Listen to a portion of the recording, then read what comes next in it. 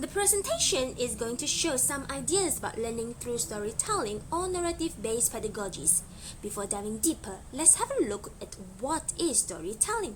Storytelling is a human activity since ancient time. Ancient storytellers such as Homer and Aesop tell the audience about folklore, legends, mythologies, their lives and experiences. Do you know the epic poem called The Odyssey?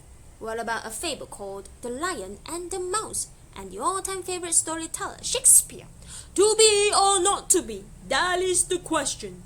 In old times, audience did not have the luxury to move around. Hence, they listen to the storytellers about something they have never seen or experienced. As the storyteller would travel around to find a living as well as exploring new experiences, they would mold their stories according to the local culture, which involved constant adaptation and creativity.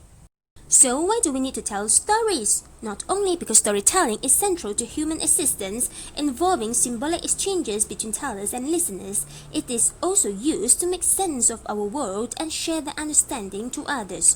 From the sound during ancient time to mass media such as newspaper, magazine, TV and music in 20th century, to form changing by the internet such as non-linear, hyperlinking, interactive and participatory in 21st century.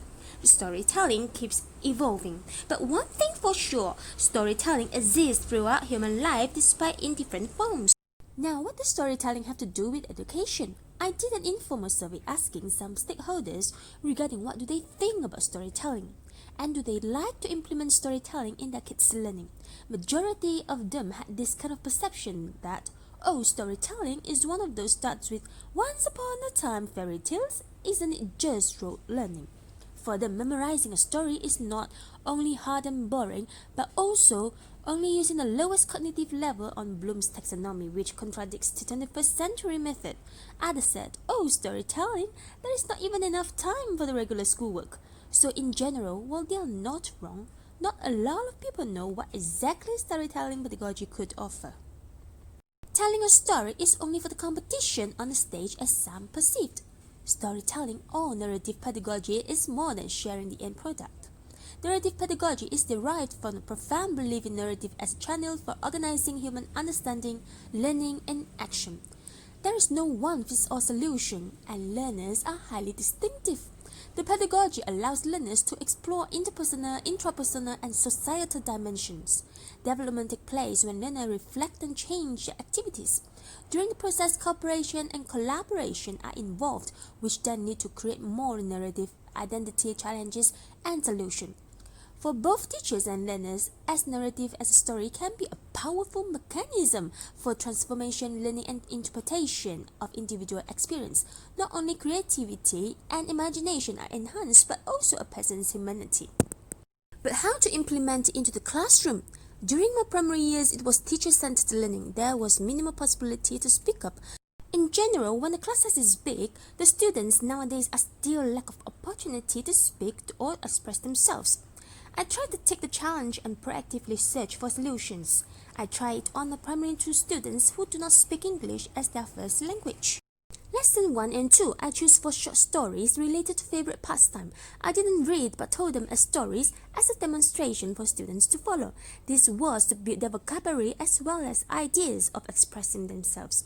Lesson 3, they were to work in groups or similar interests, then discuss and write 5 to 8 sentences about their pastime. I walked around to join and scuffle.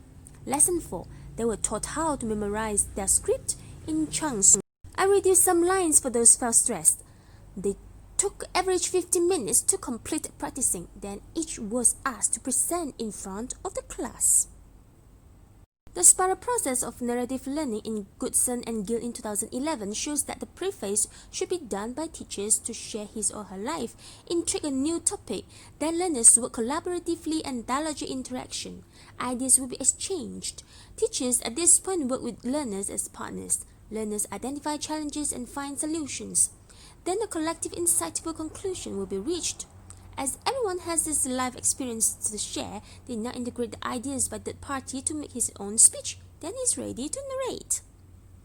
Gregory Ilma introduced the term of illiteracy in 1989 to explain our movement from oral and literate past to an electronic and multimedia future. Well, the future is here. Digital storytelling is a 21st century educational tool. Personally, I like digital storytelling because it fulfills the criteria for STEM, HOT, and also deep learning skills. Students are highly engaged in creating their stories using digital resources. They are self-directed, self-motivated, and willing to collaborate with peers for improvement. Digital storytelling requires critical thinking skills, problem-solving skills, and creativity. It also requires students to have digital literacy, which allows them to share their lives and perspective around the world. How to do digital storytelling? Well, we are using the same steps as the spiral process of narrative learning. But instead of writing, learners utilize digital resources such as camera, mobile phones, editing apps, and internet for posting. Digital storytelling is not digital storytelling without sharing it to the world and communicate to either local or international peers for better future.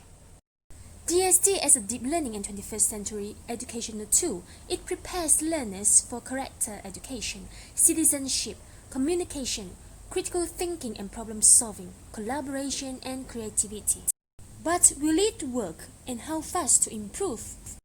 Here is an example of the evident intrinsic motivation from one of my 8-year-old student, Moro, who doesn't speak English as his first language. First, I narrate orally a relevant topic in the kid's collective consciousness, which is the MCO caused by COVID-19. Moro was asked to complete only one sentence about the MCO. He was only shown how to use a camera to record it. He was reluctant and feeling stressed presenting. The next day, I showed him some apps on their mobile phones. I explored some videos on the internet together with him.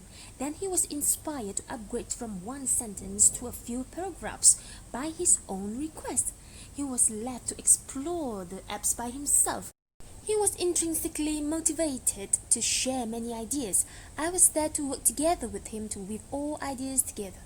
He could easily memorize everything because they are his ideas and it was about his life. After recording his presentation with the smartphone, he did some editing using emoticons, special effects, and etc. After that, he posted his presentation on my Facebook. There, he could see audience outside his classroom for the first time. The experiment shows that digital storytelling is very easy to integrate and the result is excellent. The conclusion is that storytelling is a useful pedagogy, and with the technology advancement, combining storytelling with digital resources prepares the youth for 21st century. Thank you for watching.